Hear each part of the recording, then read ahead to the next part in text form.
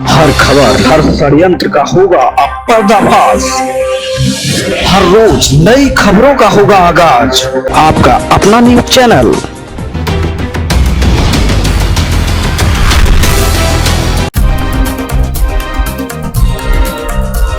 Dhanbad club में RERA कानून को ले बिल्डर एसोसिएशन ने किया धर्मशाला का आयोजन। बिल्डरों के सामने काम में आने वाली घटनाओं तथा रेरा कानून रेगुलेशन ऑफ डेवलपमेंट को बेहतर ढंग से समझने को लेकर आज 27 अगस्त शनिवार को धनबाद क्लब में एक कार्यशाला का आयोजन किया गया। इस कार्यशाला में धनबाद के दर्जनों बिल्डर उपस्थित हुए।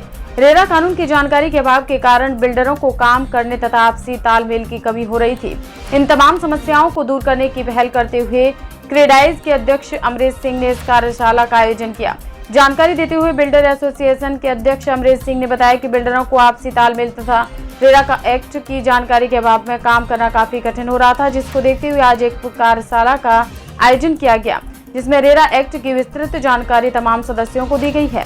उन्होंने बताया कि कई सदस्यों को वेबसाइट पर भी रेरा एक्ट की पूर्ण जानकारी नहीं मिल पा रही थी, लेकिन आज इस कार्यशाला में रेरा एक्ट की विस्तृत जानकारी दी गई तथा इसे समझना और समझाया गया है। रेरा एक्ट एक सिस्टम दिया गया है, जिससे हम लोग रेरा के सिस्टम के तहत काम करेंगे, जिससे बिल्डरों के बीच आपसी तालमेल भी बेहतर होंगे और हमारे काम करने की दिशा में भी किसी भी तरह की कठिनाई सामने नहीं आएगी। रेरा का पूरा नाम रियल एस्टेट विनियम और विकास अधिनियम है। यह वर्ष 2016 में भारत की संसद का एक अधिनियम है। यह अधिनियम घर खरीदारों के हित की रक्षा और अचल संपत्ति उद्योग में अच्छे निवेश को बढ़ावा देने के लिए बनाया गया है। यह बिल राज्यसभा द्वारा 10 मार्च 2016 को, लोकसभा में 15 मार्च 2016 को पारित किया गया था। इसमें कुल 92 धाराएं बनाई गई हैं। नाम किसका था? पुराना रैयत, नया रैयत। विजय भैया जो फाइल का ऑर्डर शीट है उसको बता सकता है, उसका कोई मतलब नहीं। फाइल में क्या ऑर्डर हो रहा है ये आज जो है किस तरीके की बैठक चल रही है?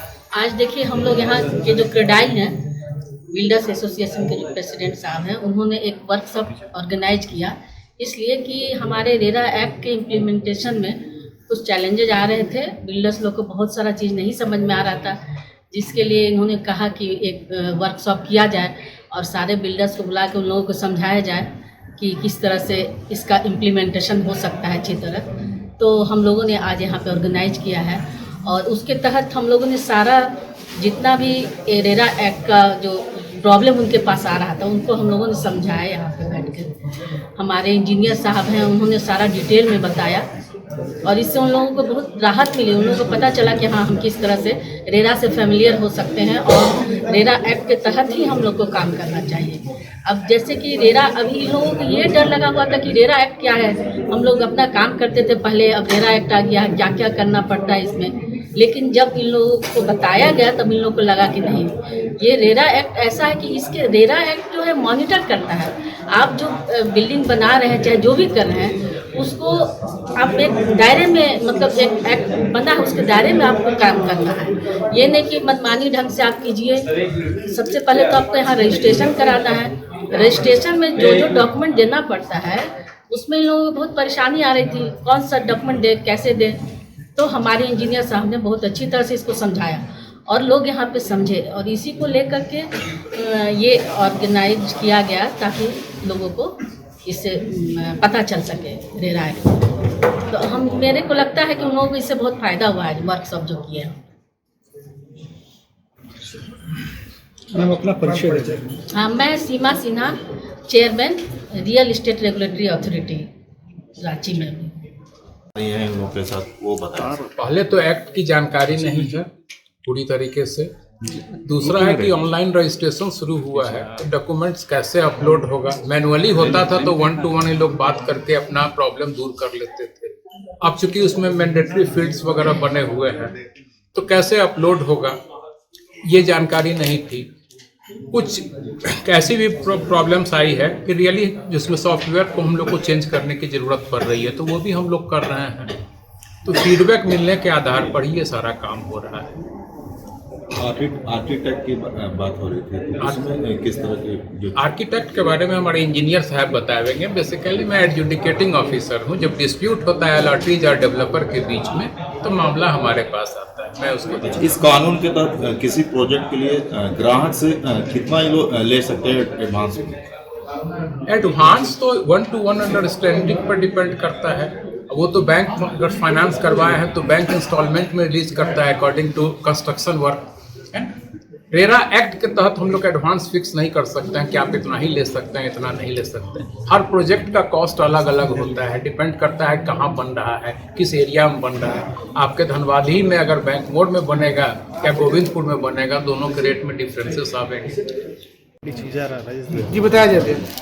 आज जो कार्यशाला आयोजित हुई है, क्रेडाई ने काफ़ी दिन से रिक्वेस्ट कर रखा था चेयरमैन मैडम को और अपने सभी टीम को, एक कार्यशाला आयोजित हो जो गैप है बिल्डर और रेरा के बीच में, उसके इम्प्लीमेंटेशन को लेकर। तो आज की बैठक में ये दुनिया तो दूर हुई है और बहुत ऐसी चीज़ें बात थी जो मन में रहती थी या कहीं वेबसाइट में वो समझ नहीं आता था। वो बहुत चीज़ों पर चर्चा हुई जिसमें हम लोग काफ़ी उसमें हम लोग क्लियर भी हुए हैं और उसका निदान भी समझ में आया है। इस रेरा कानून को हम लोग ऐसे जो भी कानून आए हैं, जीएसटी बीच में आया, हम लोग सब लोग उसको फॉलो किए। उसी तरह रेरा भी आया है, हम लोग चाहते हैं कि ये भी उसी तरह से इस कानून को हम लोग भी अपनाएं। और आज जानकर ये भी खुशी हुई कि ये कानून नहीं है, बेसिकली ये जो हम लोग जिस व्यवसाय में जुड़े हैं इसमें बहुत संघर्ष है बिल्डर का भी, लेकिन दिखता है बिल्डर ऐसा है, बिल्डर वैसा है।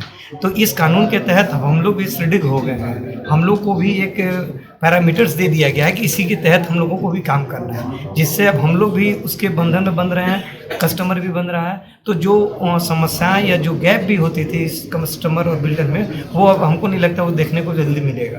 प्रोजेक्ट के दौरान किस तरह के चैलेंजेस मान लीजिए बहुत तरह का था, नक्शे को लेकर, उसके डॉक्यूमेंट्स को लेकर, उसके इम्प्लीमेंटेशंस को लेकर। तो ये सब चीज़ें एक प्लेटफॉर्म पे आने से हम लोग एक मतलब सिस्टम बन गया। जैसे A to Z हम लोग चल रहे थे, ABCD करके हम लोग Z तक गए। रेरा ने हम लोग को एक सिस्टम प्रोवाइड करा दिया है कि अब इस सिस्टम के तहत हम लोग काम करना है। पहले हम लोग बिल्डर टू बिल्डर काम करते थे, लेकिन अपने से सिस्टम बना के काम सिस्टम नहीं था, उसकी संरचना नहीं थी। रेरा ने से एक प्रॉपर सिस्टम बन चुका है। नक्शे को लेकर भी उस तरह का इशू नहीं, अब तो ये कानून जो है ना, नक्शा ही नहीं, हर चीज़ को ये शेड्यूल कर दिया गया है। इसमें मतलब इसकी मतलब जितने भी टाइटल है, ऑनरशिप है, अब चीज़ गड़बड़ नहीं हो सकती। सबसे पहले खबर देखने के लिए आप न्यूज स्टार भारत चैनल को सब्सक्राइब करें, लाइक करें, शेयर जरूर करें ताकि हर खबर आप तक पहुंचे।